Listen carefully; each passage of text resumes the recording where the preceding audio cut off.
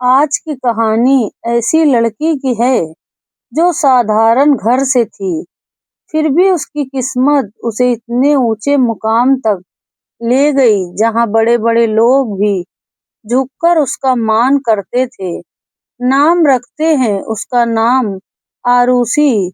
और जिस इंसान ने उसकी जिंदगी को पहले उलझाया फिर संवारा, उसका नाम था वीरांशु रघुवंशी। आरुषि का घर छोटा सा था, 2 कमरे, एक छोटा सा आंगन और ढेर सारी जिम्मेदारियां। पिताजी गुजर चुके थे, माँ ट्यूशन पढ़ाकर और दादी की पेंशन से घर चलाती थी। आरुषि दिन भर यूनिवर्सिटी जाती, शाम को बच्चों को पढ़ाती और रात को किताबें खोलकर बैठती कि शायद कोई अच्छी नौकरी मिल जाए। एक दिन राहत अंकल, जो उसके प्रोफेसर थे, उसके पास आए और बोले, आरुषि, एक बहुत बड़ी कंपनी में पर्सनल सेक्रेटरी की पोस्ट खाली है। तुम्हारी मेहनत और ईमानदारी देखकर मैंने तुम्हारा नाम सुझाया है। तैयार हो जाओ। आरुषि को लगा सपना देख रही है, इतनी बड़ी कंपनी, इतनी अच्छी सैलरी की घर का सारा बोझ एक झटके में हल्का हो जाए। इंटरव्यू के दिन ऑफिस में चमचमाती गाड़ियां थी जिनके पीछे सिफारिशों का लंबा काफिला था। आरुषि ने साधारण सा कुर्ता और दुपट्टा पहना था, हाथ में फाइल दबाए खड़ी थी। सबने सोचा था इसका तो चांस ही नहीं, लेकिन जब वीरांशु रघुवंशी ने उससे 2 सवाल पूछे और उसकी साफ सुथरी हिंदी में दिए जवाब सुने तो बिना एक पल गवाए बोले, कल से ज्वाइन कर लो। सब हैरान रह गए। वीरांशु की नजरें इतनी तेज थी कि झूठ और बनावट एक सेकंड में पकड़ लेती थी। आरुषि को लगा कि शायद राहत अंकल की सिफारिश काम आई, पर सच ये था कि वीरांशु को उसकी सादगी और आत्मविश्वास पसंद आया था। पहले दिन ऑफिस पहुंची तो वीरांशु ने उसका डेस्क अपने केबिन के ठीक सामने लगवा दिया था। सबने कानाफूसी शुरू कर दी कि नई लड़की को इतनी तवज्जो। वीरांशु का मिजाज सब जानते थे, ठंडा, सख्त, एकदम बेलौस, जो काम बोला वही होना चाहिए। आरुषि को लगा कि शायद उसे हर वक्त साथ रहना चाहते हैं ताकि कोई गलती ना हो, लेकिन सच कुछ और था। वीरांशु को उसकी मौजूदगी में सुकून मिलता था, हालांकि वो खुद भी ये बात अभी समझ नहीं पाए थे। आरुषि को वीरांशु का हर वक्त तना हुआ मूड, भौवें चढ़ाना, एक शब्द में जवाब देना बिल्कुल पसंद नहीं था। वो सोचती, इतना घमंडी इंसान मैंने आज तक नहीं देखा। पता नहीं क्यों मुझे यहाँ रखा है। कभी वो जानबूझकर देर से आती, कभी फाइल इधर उधर छोड़ आती। सोचती कि बस ये तंग आकर निकाल बाहर करे, लेकिन वीरांशु हर बात पर शांत स्वर में बस एक लाइन बोलते, फाइल ढूंढो और लाओ, और फिर काम में डूब जाते। आरुषि को लगता कि ये इंसान पत्थर का बना है, इसमें दिल नाम की कोई चीज नहीं। घर पर दादी को जब पता चला कि वो किसी की पर्सनल सेक्रेटरी है तो माथा ठोक लिया। ये क्या पोस्ट होती है, आजकल के नाम भी कितने अजीब रखते हैं। माँ हंसते हंसते समझाती, माँ जी, अब जमाना बदल गया है, ये सिर्फ ऑफिस का काम होता है। दादी भी चिंता करती, बस बेटी बाहर की दुनिया में सावधान रहना। एक दिन ऑफिस में बहुत बड़ा मीटिंग था। वीरांशु के दादाजी रघुवंशी ग्रुप के चेयरमैन महीनों बाद आ रहे थे। वीरांशु सुबह से बेचैन थे, हर चीज बार बार चेक कर रहे थे। आरुषि से बोले, कोई कमी नहीं रहनी चाहिए। मीटिंग से 1 घंटे पहले एक जरूरी फाइल प्रिंटर रूम में रह गई थी। जब याद आया तो आरुषि के होश उड़ गए। बाहर तेज बारिश हो रही थी। उसने दौड़ लगाई, रिक्शा किया, भीगते भीगते फाइल लेकर लौटी। कपड़े पूरी तरह भीग चुके थे, बालों से पानी टपक रहा था। जैसे ही केबिन में घुसी, विरांशु की नजर उस पर पड़ी। उनका चेहरा एकदम सख्त हो गया। वो खिड़की से सब देख रहे थे। आरुषि को भीगकर आते देख उनका दिल जल उठा था। वो समझ गए थे कि कुछ लोग उसे गलत नजरों से देख रहे होंगे। वो गुस्से में बोले, जाओ कपड़े बदलो, मीटिंग बाद में होगी। आरुषि हैरान थी कि आज ये इतने नरम क्यों हो गए। मीटिंग में जब उनके कजिन आर्यन ने आरुषि के बारे में कुछ हल्का फुल्का तंज कसा तो वीरांशु ने एक बार में बात काट दी। दादाजी सब देख रहे थे। उन्हें लगा कि शायद वीरांशु को आरुषि पसंद है, इसलिए वो इतना सुरक्षात्मक हो रहा है। उसी दिन दादाजी ने वीरांशु से कहा, मुझे लगता है आरुषि तुम्हारे लिए सही रहेगी। मैं रिश्ता पक्का करना चाहता हूँ। वीरांशु ने साफ मना कर दिया, मुझे शादी में कोई दिलचस्पी नहीं। दादाजी ने दूसरा सुझाया। आर्यन। वीरांशु को लगा जैसे कोई बिजली का करंट लगा हो। आर्यन वो था जो रिश्तों को खिलौना समझता था। उसी रात वीरांशु ने दादाजी से कहा, ठीक है, मैं आरुषि से शादी कर लूंगा। आरुषि के घर रिश्ता आया तो सबके होश उड़ गए। इतना बड़ा घराना, इतना मान सम्मान। दादी रो पड़ी कि उनकी बेटी को राजकुमारी बनने का मौका मिल रहा है। आरुषि को लगा कि शायद वीरांशु को वो भी पसंद है, वरना इतनी जल्दी हाँ क्यों कहते। उसने सपने बुनने शुरू कर दिए। शादी का दिन आया। घर में छोटी सी रोशन थी, पर दिल से की गई सारी तैयारी थी। आरुषि लाल जोड़े में इतनी सुंदर लग रही थी कि हर कोई देखता रह गया। विवाह हुआ, विदाई हुई। जब नई दुल्हन की तरह वीरांशु के कमरे में पहुंची तो उसका दिल जोर जोर से धड़क रहा था। लेकिन वीरांशु ने ठंडे लहजे में सारी हकीकत बता दी। मैंने दादाजी के दबाव में शादी की। तुम और मैं, हम एक दूसरे के लिए नहीं बने। मैंने सिर्फ तुम्हें आर्यन से बचाया है। आरुषि का दिल टूटकर बिखर गया। उस रात वो चुपचाप रोती रही। वीरांशु ने भी उसे एक बार भी दिलासा नहीं दिया। सुबह ऑफिस में फिर वही सख्त बॉस। आरुषि ने कहा कि वो अलग कमरे में काम करेगी, लेकिन वीरांशु ने साफ मना कर दिया। दुनिया की नजर में तुम मेरी पत्नी हो, वहीं रहोगी। आरुषि को लगा कि ये इंसान कभी बदलेगा। एक दिन झगड़ा इतना बढ़ा कि आरुषि रोते हुए घर से निकल आई। दादी को जब शक हुआ तो उन्होंने दादाजी को फोन किया। दादाजी को सच्चाई पता चल गई। उन्होंने वीरांशु को बुलाया और साफ कह दिया, तलाक दे दो। मैंने गलती की जो तुम पर भरोसा किया। वो तलाक शब्द सुनकर वीरांशु का दिल एकदम से रुक सा गया। उसने पहली बार महसूस किया कि आरुषि उसके लिए कितनी कीमती है। उसने दादाजी के सामने साफ इनकार कर दिया, मैं इसे कभी नहीं छोड़ूंगा। और फिर तेज कदमों से बाहर निकल गया। रात भर गाड़ी भगाता रहा। जब लौटा तो आरुषि सो चुकी थी। उसने उसके माथे पर प्यार से हाथ फेरा और धीरे से कहा, मुझे माफ कर दो, मैं तुम्हारे बिना नहीं रह सकता। धीरे धीरे वीरांशु बदलने लगा। अब वो ऑफिस में भी उसे देखकर मुस्कुराता, घर में उसके लिए फूल लाता, रात को देर तक उससे बातें करता। आरुषि को पहले तो यकीन नहीं आया, लेकिन जब वीरांशु ने घुटनों पर बैठकर माफी मांगी और कहा, तुमने मुझे इंसान बनाया आरुषि, मैं तुमसे बहुत प्यार करता हूँ, तो आरुषि की आंखों में खुशी के आंसू बहने लगे।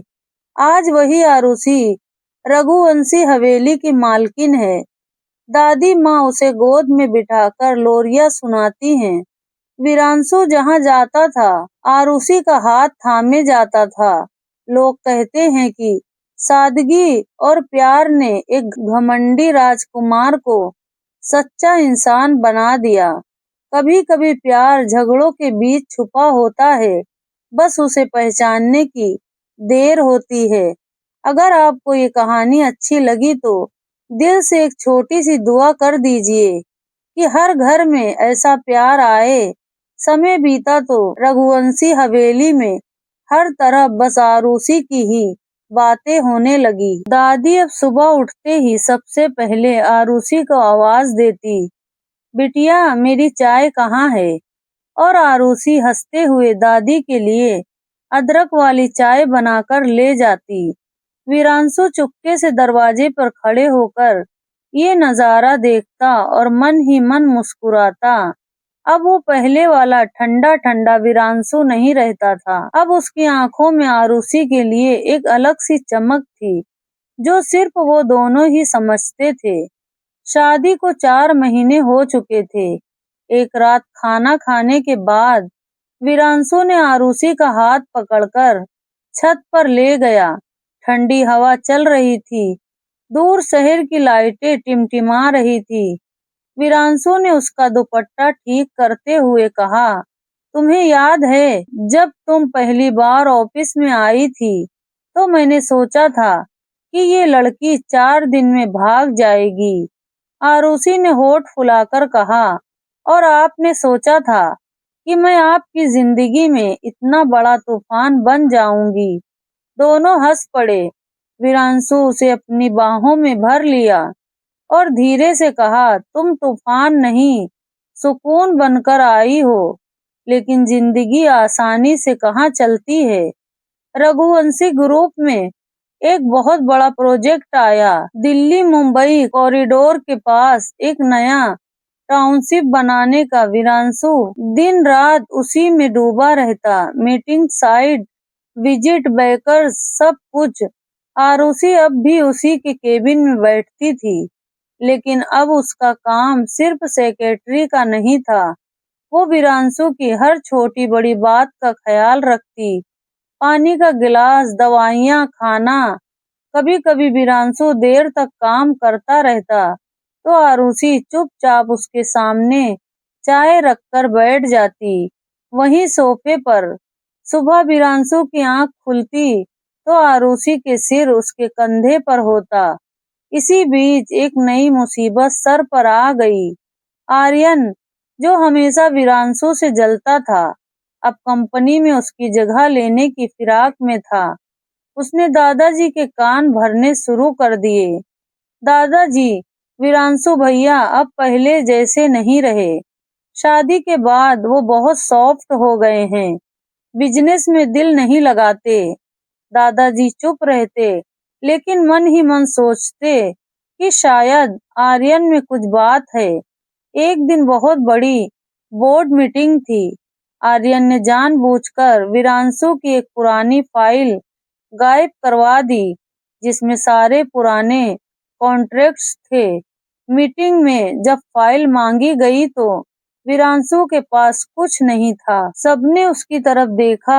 आर्यन ने मौका देखकर तंज कसा, लगता है भैया अब घर की जिम्मेदारियां ज्यादा संभाल रहे हैं, ऑफिस भूल गए। दादाजी की भौहें सिकुड़ गई। उस शाम वीरांशु घर लौटा तो उसका चेहरा पत्थर की तरह सख्त था। आरुषि ने जैसे ही दरवाजा खोला, उसने बिना कुछ बोले उसे गले लगा लिया। आरुषि समझ गई कि कुछ गड़बड़ है। उसने पूछा भी नहीं, बस उसका हाथ पकड़कर ड्राइंग रूम में ले गई। दादी और माँ भी थे। वीरांशु ने सबके सामने सिर झुकाकर कहा, मुझे माफ कर दे, आज मैं बोर्ड के सामने हारा हूँ। दादी ने उसका सिर सहलाया और बोली, बेटा, जो आज हारा कल जीतेगा, बस हिम्मत नहीं हारनी। रात को वीरांशु अपने स्टडी रूम में बैठा पुरानी फाइल्स खंगाल रहा था। आरुषि चुपचाप उसके पास गई और बोली, आप अकेले नहीं हैं, मैं हूं ना। वीरांशु ने उसकी तरफ देखा और पहली बार उससे मदद मांगी। क्या तुम सच में मेरे साथ हो? आरुषि ने मुस्कुराकर कहा, अब तो उम्र भर के लिए फंस चुकी हूँ आपके साथ। अगले 3 दिन आरुषि और वीरांशु रात दिन एक कर दिए। आरुषि ने अपनी पुरानी यूनिवर्सिटी की दोस्तों से कांटेक्ट किया जो अब बड़े बड़े लॉ फॉर्म में थी। पुरानी फाइल्स की कॉपीज, पुराने कॉन्ट्रैक्ट्स, सब कुछ जुटाया। चौथे दिन जब फिर बोर्ड मीटिंग हुई तो वीरांशु के पास सारी डिटेल थी। आर्यन के मुंह पर ताला लग गया। दादाजी ने सबके सामने वीरांशु के कंधे पर हाथ रखा और बोले, ये मेरा पोता है, इसे कोई नहीं हरा सकता। उस दिन के बाद और आर्यन की सारी हिम्मत टूट गई। वो चुपचाप विदेश चला गया। फिर एक दिन सुबह आरुषि को चक्कर आया। माँ ने डॉक्टर को बुलाया। जब रिपोर्ट आई तो पूरा घर खुशी से झूम उठा। आरुषि माँ बनने वाली थी। वीरांशु को जब पता चला तो वो ऑफिस से दौड़ता हुआ आया। दरवाजे पर आरुषि खड़ी थी। वीरांशु ने उसे गोद में उठा लिया और पूरे घर में घुमा दिया। दादी रो पड़ी, माँ हंस पड़ी। वीरांशु ने आरुषि के माथे पर एक लंबा सा किस किया और फुसफुसाया, तुमने मुझे पूरा कर दिया। 9 महीने बाद हवेली में एक छोटी सी राजकुमारी ने जन्म लिया। नाम रखा राधा। जब पहली बार वीरांशु ने उसे गोद में लिया तो उसकी आंखें भर आई। उसने आरुषि की तरफ देखा और कहा, तुमने मुझे जो दिया है उसकी कीमत मैं जिंदगी भर भी नहीं चुका सकता। आरुषि ने मुस्कुराते हुए कहा, बस एक वादा कीजिए, हमेशा मेरे साथ रहिएगा। वीरांशु ने उसका हाथ थामा और बोला, जन्म जन्म तक। आज रघुवंशी हवेली में शाम को छत पर वही ठंडी हवा चलती है, लेकिन अब उसमें 3 लोग की हंसी गूंजती है। वीरांशु, आरुषि और छोटी सी राधा। दादी कहती हैं, मैंने तो सोचा था मेरी बहू राज करेगी, लेकिन ये तो पूरे राजघराने की रानी बन गई। और सच भी यही है। आरुषि ने न सिर्फ वीरांशु का दिल जीता, बल्कि पूरा रघुवंशी खानदान उसकी मुट्ठी में बांध लिया। प्यार जब सच्चा हो तो दीवारें खुद ब खुद गिर जाती हैं। बस थोड़ा सा सब्र और बहुत सा यकीन चाहिए। सच्चा प्यार कभी जोर जबरदस्ती या दिखावे से नहीं आता।